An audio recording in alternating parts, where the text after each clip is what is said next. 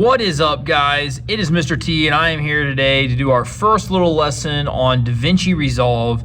Guys, we're going to be switching from using CyberLink Power Director to Davinci Resolve for several reasons. The main one being that with Davinci Resolve, you guys will actually be able to produce the videos from your desk. Now, some of you guys have been using CyberLink Power Director ever since you started an Intro to TV Studio, and that's okay. There's a lot of things that are similar, there's a lot of things that are different, but overall, I think the program Davinci Resolve is much better, has a lot more features, and the biggest thing, the nicest thing about it is that you can produce the video files on your own. You no longer have to save your project and have me produce it. So let's go ahead and jump right in. What I'm gonna do today for this is I am going to edit a student spotlight that has already happened. And the student spotlight that has already happened, you can kind of see the Chiefs game there in the corner. But the student spotlight that has already happened was Owen Beekholder. He interviewed Matt Eckelkamp. I'm going to open it up. I'm just going to show you a couple of things just to get your feet wet. You will have a quiz on this one, so all my classes are going to take it. And guys, everybody has to do a student spotlight this semester in my Intro to TV Studio and my TV Studio classes. So I'm going to show you exactly how to do it, and it's going to be pretty simple. But let's jump right into it, and let's get started here. So first off, if you don't already, I would type in Resolve. The program is called Davinci Resolve, but on the icon it just says Resolve. If you don't have a shortcut on your desktop already, which most of you should have, if you ever want to add a shortcut, all you have to do is type it in down here. So I click the Windows icon on the bottom left, I type Resolve, and I'm going to right click on it, and I'm going to hit Pin to Taskbar, which I don't know why it's not there, but it's not. But if there was Pin to Taskbar, I click that. But for whatever reason, it is not there. So now I'm just opening Davinci Resolve. And guys, Davinci Resolve is a free program. If you're ever wanting to download this on a computer at home, you can do this. Next, one thing that I think you guys are gonna find really, really cool is that, especially for those that have trouble finding their projects and things like that, it's gonna show you all the things that you've worked on here in this window. So far, I've just been kind of playing around with the program a little bit to familiarize myself with it. I've watched some YouTube videos, learned a little bit from Ben Holman, Jace Cunningham, Kyle Bowman. They helped me out a little bit, but it's cool that your projects are all right here. So I think some of you guys will find that very helpful. Next, what I'm going to do is I'm just gonna hit New Project because I'm gonna start literally right from the beginning with you guys. So I hit New Project. I'm gonna call this Student Spotlight Lesson 1. So I get in and this is what it looks like. Now some of you guys might not have any of this on here. First thing I want you guys to take a look at when you get into this program is down here at the bottom. You have Media, Cut, Edit, Fusion, Color, Fairlight, and Deliver. The thing that we're really going to be using, and I think that is used mostly, is going to be Edit. Now eventually I plan to learn how to use the entire program. I don't know how to use the entire program right now. I'm still learning myself. But from everything I've seen, it seems like most people are using the Edit for primarily, most needs. So I hit the Edit tab, so that's what you should be on down here. So look at that when you first get in. Next, depending on which tab you're in is going to change what you have up here at the top. So if I go to Cut, you see that this stuff changes up here. If I go to Edit, this stuff changes up here. So I'm in Edit. And I am going to open Media Pool because I'm going to have to add media files. And I'm also going to open Effects. So what that does, if you look, I'm kind of pointing at it, but you can't see me pointing. If you look on the left side of your screen here, when I hit Media, it adds this media, section here. When I hit Effects, it adds the Effects section down here. So I have Media up here, I have Effects down here. That's all I've done.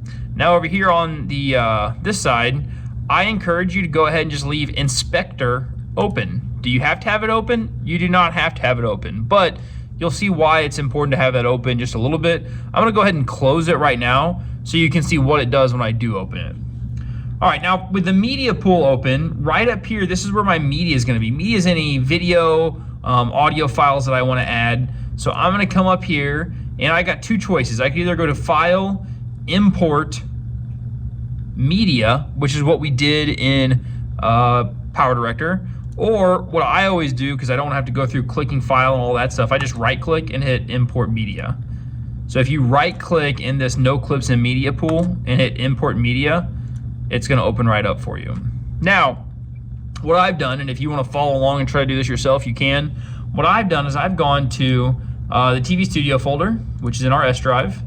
TV Studio. I go to year 1. I'm going to go to Student Spotlights. And also notice, guys, while I'm here, I organize this in numerical order. Now, this project file here, Student Spotlights, Victoria Buck, that really should be in Victoria's folder. So I'm just going to go ahead and move this. Now, with Power Director, that's going to make a problem because it's going to now be in a new location and its files are all going to be messed up. But I actually don't even see that Victoria Buck has a folder on here, so that is a problem in itself. Whatever, I'm gonna move on because that's probably already taken care of. I don't need to worry about that right now. So I'm gonna go to Owen Bank holder because that's who I said I was using. There's Owen. And Owen I already went through these files. This last one here, 8514, I know that's the video file of the actual interview he wants to use. And all that is a music file that he downloaded to put in the background. Now, you guys are gonna film your own videos. You can go on the internet and find your own music, but I am showing you how to do this way. So if I go ahead and I click on the video file I need and his all that music, and I hit open, you're gonna notice that the first thing that pops up is change project frame rate. And what this is asking you to do is if you will change your frame rate to the frame rate in which that video was recorded. As of right now, I can't think of a reason to hit don't change. So everybody, when this pops up, always hit change. Always hit change. So that's where we're at right now. Next, the timeline looks a little bit different. I won't lie, just because I've used Power Director for so long.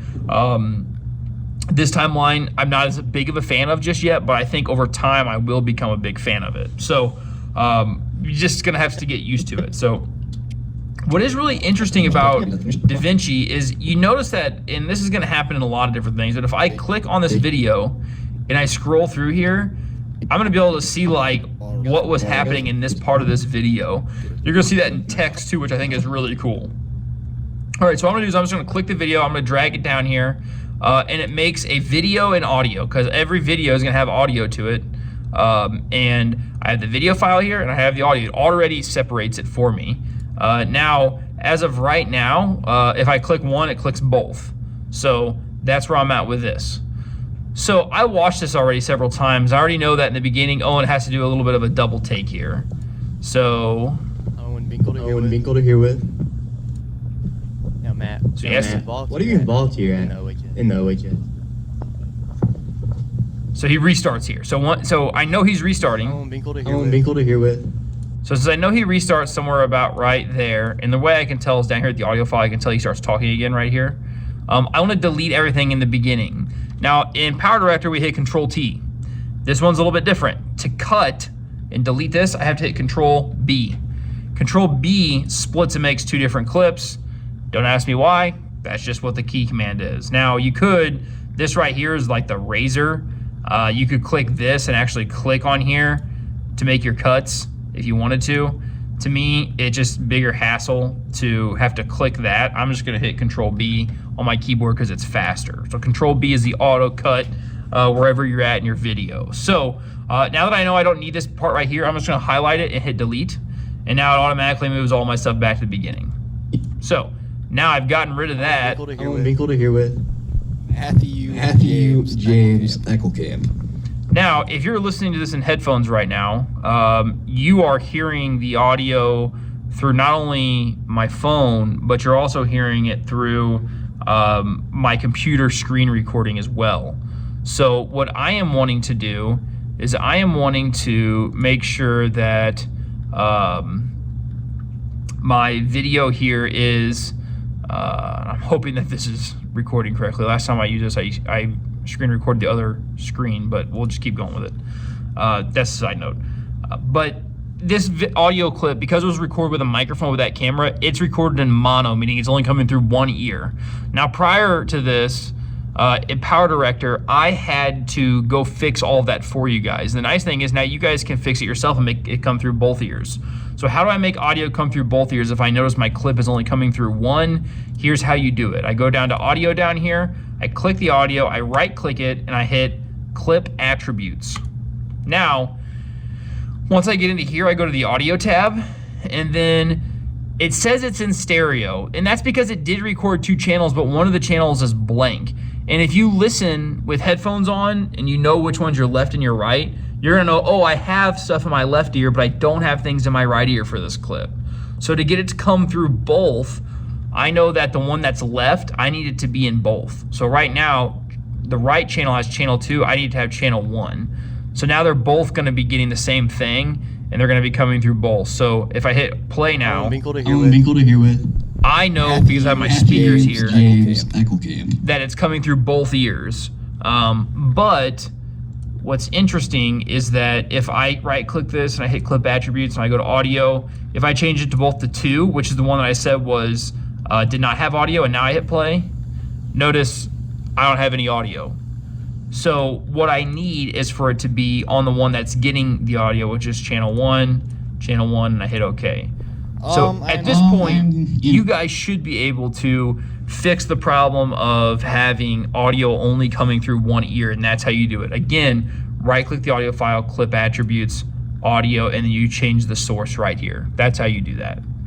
All right, next, so I taught you how to trim. I taught you how to edit that audio. Now let's look at this video clip. So the reason why I say you should just keep Inspector open is if I hit Inspector now I can change the volume of this clip if I want to from right here. Before you had to like in Power Director, click down there. Now what I will say is that it's pretty sensitive. So also if you get off and you're like, I'm way too far off, and you're like trying to get back to 0 and it's driving you nuts, you can't get exactly right back there. If you hit this undo button, it takes it right back to where it was, right back to 0.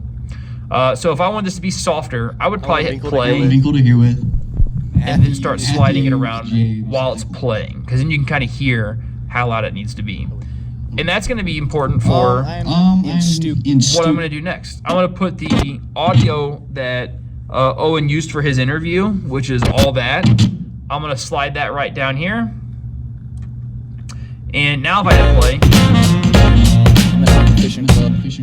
that's too loud. I don't want the audio to be that loud. So how do I change that? I'm gonna click the audio in the timeline. Because I have Inspector open up here, I can now change the volume level. So I'm gonna hit play. It's gonna be loud for a second, but while it's playing, I'm gonna change the volume of the music to where I feel like it's the right level to where I can still hear the conversation in the background. So here we go. Get to do some stuff. in there. Now, I know you play baseball. I know you play baseball. Are you excited for the upcoming baseball season this year? I definitely am. I feel like I've gotten There we go. So I edited it to where I felt like the audio was, I could still hear the interview really well, and the background music was there, so it kind of took away some of that awkwardness, but it wasn't overpowering. So basically I showed you how to put the video in, showed you how to trim, showed you how to use an audio file, and the next thing I'm going to show you how to do is to add text. So the reason why I had you click effects is because text is in effects. Now, text is in effects as long as I'm on the edit tab. Now remember, everything I'm showing you right now is in the edit tab. So to start, when you're starting your journey with DaVinci, I would just encourage you to always be in the edit tab. Now later on we might change that, but for now we're in the edit tab. So what's neat here with the text is, let me just scroll through here a little bit. You know, in Power Director there was some text options. I don't know if they were super great, but regardless, let's just see like this one drop in here. Because I can see what the text effect is going to be like before I put it in by just scrolling through with my mouse. I'm not clicking anything, but I'm just going through. It looks like that's how it's going to enter the screen. That's what drop in means. Okay, one that I thought was kind of cool was jitter. Jitter enters the screen like this, and then it's kind of shaking throughout the time, so that's kind of cool. Or if you just want to be very basic, you have just basic title right here. Nothing happens. It's just on screen whenever you tell it to be on screen. So I'm going to put basic title in here. So now it's right there. Now the Inspector tab is really, really important for title. So if I didn't have that open, I would click this and there's like, it would feel like there's nothing I can really do. I can't change the words. I can move it around, it looks like. Kind of. It's kind of broken, feels like. But if I click this and then I go to the Inspector tab, now I can actually change the text up here. So let's say Matt Eckel, I think that's how you spell his name. interview. Okay, so now that that's there, I can change the font. So here's where you change the font. Just change it to, let's see here. There you go, I kind of like that one. Okay, I can change the color. So I think white makes sense right now for, maybe I can change it to something else. That's, there you go, yellow, let's go yellow. I hit okay. Change the size. Okay, and I think I could even type, oh, if I click the numbers, I can just kind of go scroll, I'm clicking and holding to be able to do this. And then I'm not even gonna mess with tracking, I'm not gonna mess with line spacing. You can change your font styles here. Don't know, that's just putting a line through and over my text and things like that. Change the font case to all caps if I wanted, or just exactly how I typed it. Now, you could change the position by the position here by doing this, but with a basic title, I'm allowed to take a basic title and just move it wherever I want. So I can just move it like right there if I wanted to, and I think I could even scale it down or up using that too. So I could change it in here if I wanted to, or I could change it by grabbing the corners of it in the actual thing. Next, let's keep going here. If I wanted to add a stroke, stroke is basically an outline. So I could do outside only and then make it like that. So now I've added an outline. I could do it that way. That would work. Opacity, guys, opacity is like how see-through is it? So if I added a shadow, which I don't have a shadow right now, but if I added a shadow, that would be how I do that. Background, you could add a background if you wanted to. The height is always at 0.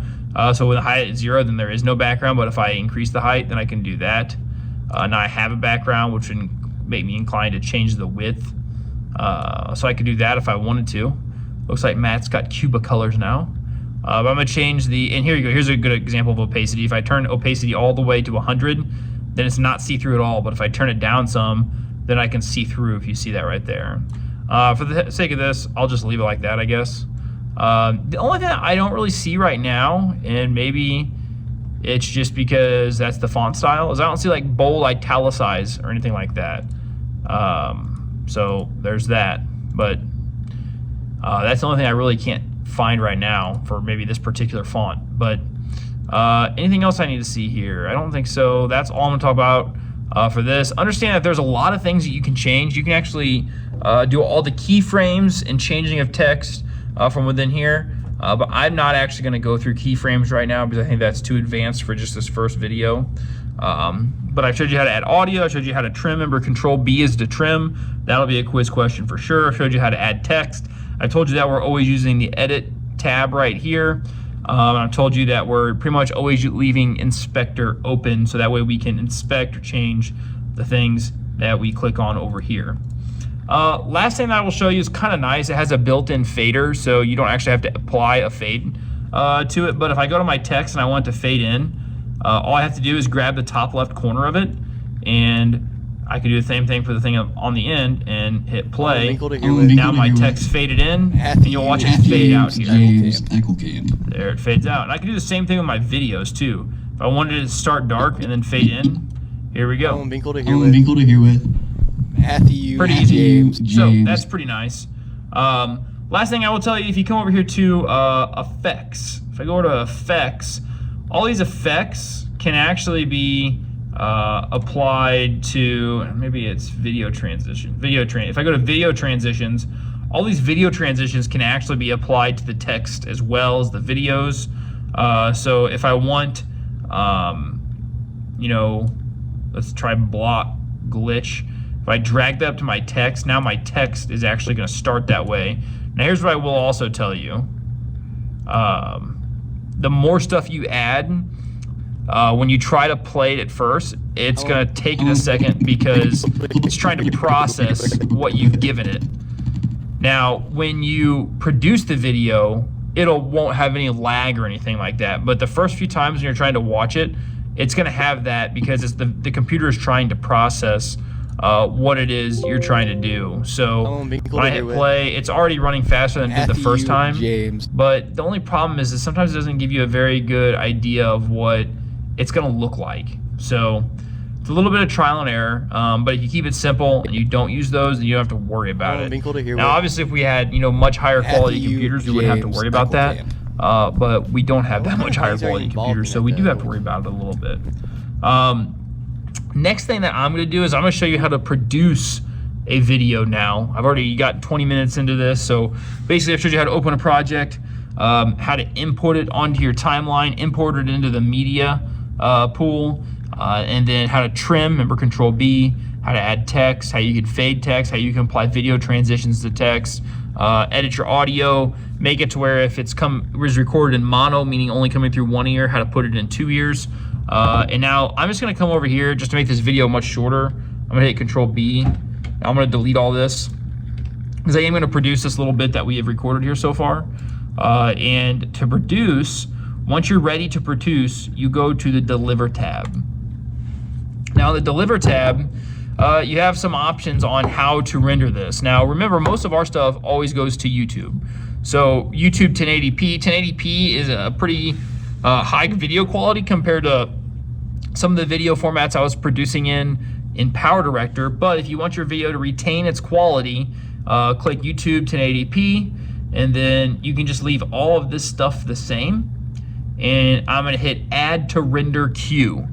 So when I hit Add to Render Queue, Add to Render Queue, I'm trying to figure out where do I want this to go after it is produced. So since this is a student spotlight, you could always, if you wanted to, you could always just have it go to your desktop and then leave it on your desktop. And then you could move it from there. And that's gonna be your, whatever, when it produces, it gives you your final video. Or if you just wanna knock it all out at once and say, well, I know this has gotta go to my final videos in Student Spotlight, so I could go to Shared, I could go to TV Studio, I could go to Year 3, I could go to Student Spotlights, I could go to Finished Videos, because this is where I always put them. And then whatever the last number is, just make yours the next one, 15. This is, the interview is Matt Eckelkamp, and it was done by Owen Binkholder. So that's how you would save it. That's the name of the file and then where it would go. I'm just gonna put Mr. T Davinci, so I know that I did this in Davinci as an example for you guys, and I hit save. Now, I added it to the render queue. Here's the render queue up here. It's not rendered yet, but it's saying job 1, and I just hit render all. So I'm gonna hit render all, and now I'm gonna see over here the progress of it. It's gonna take about 1 minute and 40 seconds to render this video with the effects that we put on it. And it's actually going much quicker than that. But just understand that we're gonna be making this transition to using Davinci. It might feel a little bumpy at first, but I can tell you in the end, I think the pros much outweigh the cons. For me to be able to get it to where you guys could produce at every single computer using PowerDirector, it would have been having to pay the $100 fee for the lifetime subscription for every single computer in here, which that's really not feasible, especially since PowerDirector is an actually inferior program to this one anyways. So now that it's done producing, it said it completed in 29 seconds. I can actually see that this thing is done by going to that folder where I saved it, which would be S Drive, TV Studio, Student Spotlights, Finished Videos, Matt Eckelkamp, Owen Binkholder, 15. It's actually the one that says Mr. T Davinci, so let's double click it and see how it looks. Owen Binkholder here with. I got my sound off. James. We could also take a look at what did that transition look like in the beginning of the name. Owen Binkholder here with Matthew James Eckelkamp. What kind of things are you involved in? I'm My volume's way down. I'm in Hunting Fishing Club. I'm the president. So I just produced a very small segment of it, but there you go. That's your first video on Davinci. That should get your feet wet a little bit. I encourage you, try to start doing all of your videos in Davinci. It's going to be a learning curve for all of us. So as you get started in it, if you have questions, make sure you ask. and we're going to learn together. And in the end, it's going to be much better for everyone. So happy editing, and that is how you do a student spotlight.